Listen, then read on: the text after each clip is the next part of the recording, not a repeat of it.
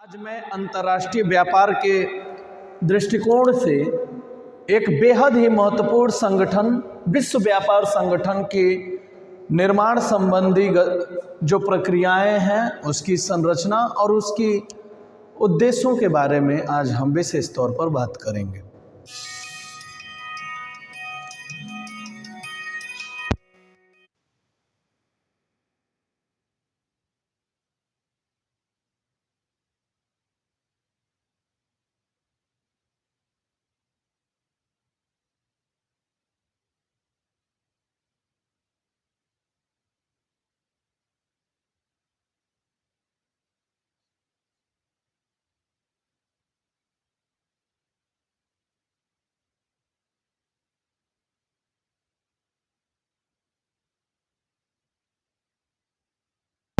नमस्कार साथियों, आज हम अंतर्राष्ट्रीय व्यापार की दृष्टि से एक बेहद ही महत्वपूर्ण संगठन विश्व व्यापार संगठन के बारे में आज चर्चा करेंगे।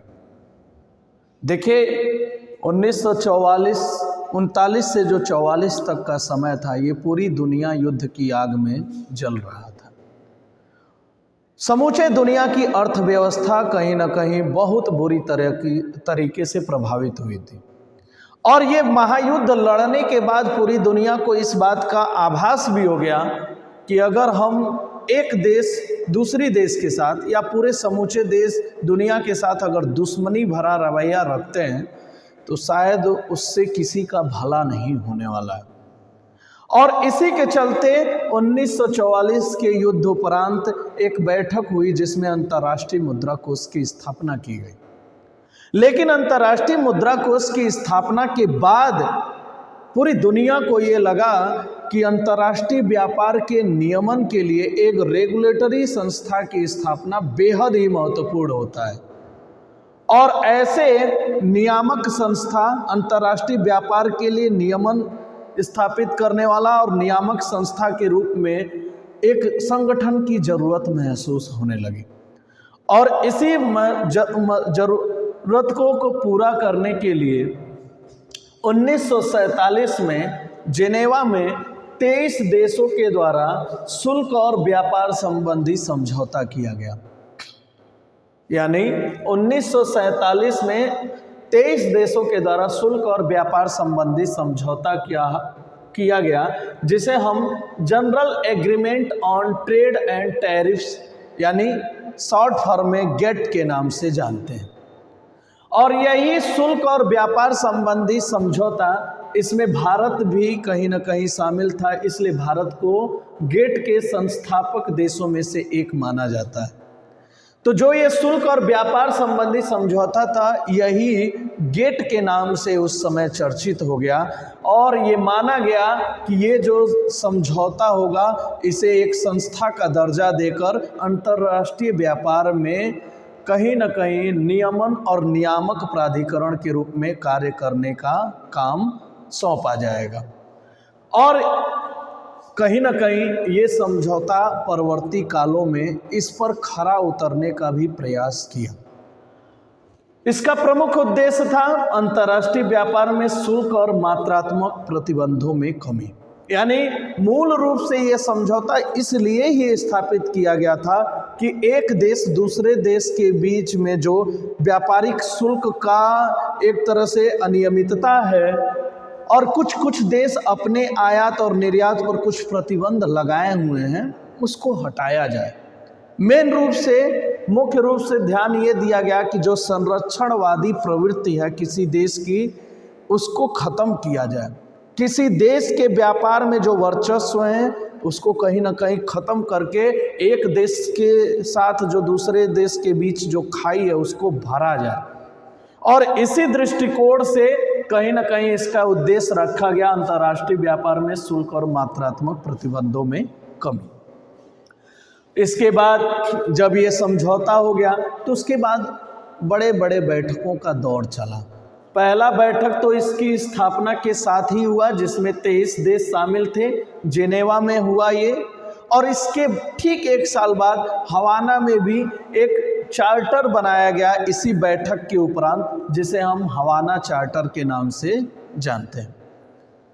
और यही बैठकों का जो दौर होता है जिसको हम राउंड कहते हैं, विशेष तौर पर WTO के स्थापना के संबंध में, ये लगभग 8 बैठकों का दौर है जिसको हम बारी बारी से देखेंगे।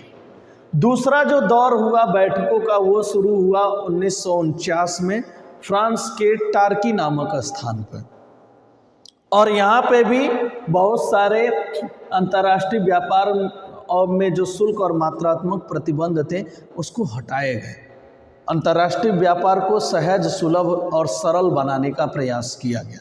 एक देश से दूसरे देश के बीच जो अविश्वास था उसको खत्म करने का प्रयास किया जाने लगा। इसी कड़ी में जो तीसरा दौर शुरू हुआ 1950-51 में, ये इंग्लैंड में हुआ, और धीरे धीरे जो गैट नामक संस्था थी अब वो पूरी तरह से अपने अस्तित्व में आने लगी, अपने कार्यों को अंजाम देने लगी, अपने उद्देश्यों को धीरे धीरे दुनिया में लागू करने लग गई। चौथा दौर 1955-56 में जेनेवा में ही हुआ, और पांचवा दौर 1960-62 में हुआ, ये भी जेनेवा में ही हुआ।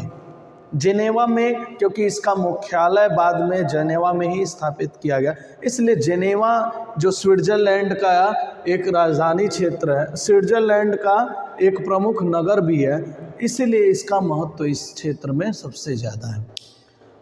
छठवां जो प्रमुख बैठक था 1964 से शुरू होकर 1967 तक चला, और ये भी जेनेवा में ही हुआ।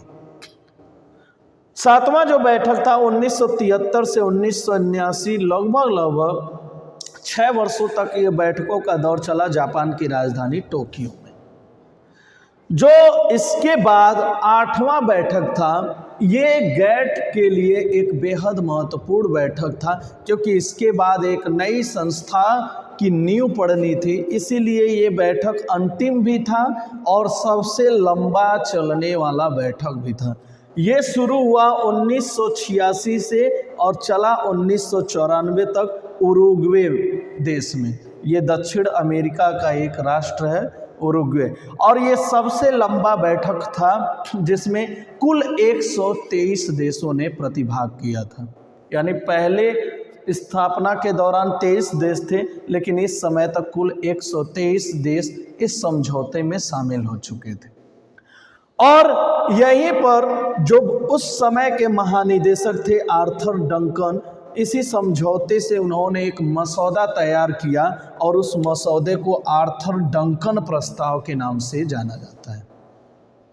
और इसी आर्थर डंकन के द्वारा बनाए गए जो प्रस्ताव थे, जिसको हम डंकन का प्रस्ताव भी कहते हैं, वो मोरक्को के प्रमुख शहर मार्केस में इसी समझौते पर कुल 123 देशों ने हस्ताक्षर किया, और वो दिन था 15 अप्रैल 1994। और इसी समझौते के उपरांत विश्व को एक नए संगठन से कहीं ना कहीं सामना होना था। विश्व में एक नए संगठन का इजाद होना था जो अंतर्राष्ट्रीय व्यापार का नियमन करने के लिए गैट से भी ताकतवर संस्था के रूप में आने वाली थी। और 15 अप्रैल 1994 में जो मार्केस समझौता हुआ, उसी का परिणाम ये हुआ कि 1 जनवरी 1995 को एक संगठन की नींव पड़ी, जिसे हम विश्व व्यापार संगठन के नाम से जानते हैं। यानी जो गैट सिर्फ शुल्क और व्यापार संबंधी समझौता था, उसने अब एक संस्था का रूप धारण कर लिया, एक अंतर्राष्ट्रीय संगठन का रूप धारण कर लिया, जिसकी ताकत, उसकी कार्य गतिविधियां, उसके अधिकार क्षेत्र सभी में एक बड़े पैमाने पर वृद्धि की गई। और अंतर्राष्ट्रीय व्यापार में अगर देखा जाए तो वर्तमान समय में विश्व व्यापार संगठन की भूमिका किसी से छिपी हुई नहीं है। इसका जो वर्तमान समय में जो इसका संरचना है उसको देख लेते हैं। इसका मुख्यालय जेनेवा में है। इसके वर्तमान जो महानिदेशिका हैं वो है डॉक्टर नगोजी ओकोंजो-इवेला। ये 1 नंबर का क्वेश्चन बन भी सकता है, ये भी पूछ सकता है कि इसका मुख्यालय कहाँ है, और सबसे इम्पोर्टेंट इसका स्थापना वर्ष। ये सब 1-1 नंबर के सवाल विभिन्न प्रतियोगी परीक्षाओं में पूछे जाते हैं। महानिदेशक डॉक्टर नगोजी ओकोंजो-इवेला। इसके वर्तमान में कुल सदस्य देश हैं 164 और जो इसकी आधिकारिक भाषा है जो स्वीकार की गई है वो है अंग्रेजी, फ्रेंच और स्पेनिश।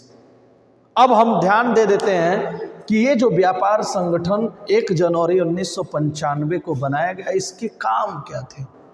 तो ये एक पहली बात तो अभी एक समझौता नहीं था बल्कि एक संगठन का रूप धारण कर लिया था, जिसमें वर्तमान समय में लगभग 640 कर्मचारी काम करते हैं और यह पूरी दुनिया को व्यापारिक दृष्टिकोण से एक सूत्र में बांधने का कार्य करता है। पहला तो उद्देश्य यही है, यानी पूरी दुनिया में जो अंतर्राष्ट्रीय व्यापार है और उससे जुड़े हुए देश हैं तो सभी देशों को एकता के सूत्र में बांधने का कार्य करता है। यह अंतर्राष्ट्रीय स्तर पर व्यापारिक गतिविधियों के लिए एक प्रतिनिधि संस्था भी मानी जाती है। यह एक दूसरा प्रमुख उद्देश्य हो सकता है। तीसरा प्रमुख उद्देश्य, जो एक देश से दूसरे देश के बीच जो व्यापारिक संबंध है उसमें यदि कोई भी भेदभाव होता है तो उस भेदभावों को कम करने का प्रयास करता है। यह अंतर्राष्ट्रीय स्तर पर व्यापार के दृष्टिकोण से यह एक नियामक संस्था है। ये बहुत ही इम्पोर्टेंट उद्देश्य के रूप में जाना जा सकता है। और तो और यह अंतर्राष्ट्रीय व्यापार में शुल्क और प्रतिबंध, खासकर जो संरक्षणवादी प्रवृत्ति है उसको समाप्त करने का कार्य करता है, यानी संरक्षणवादी प्रवृत्ति को कम करता है।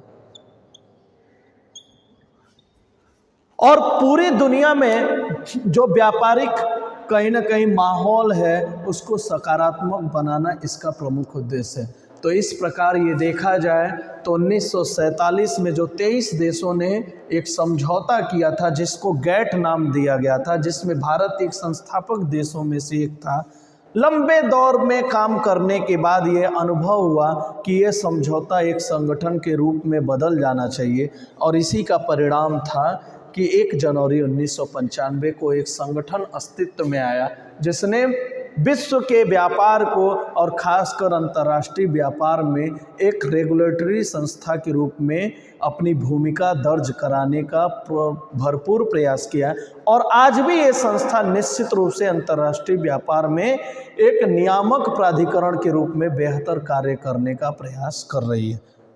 धन्यवाद।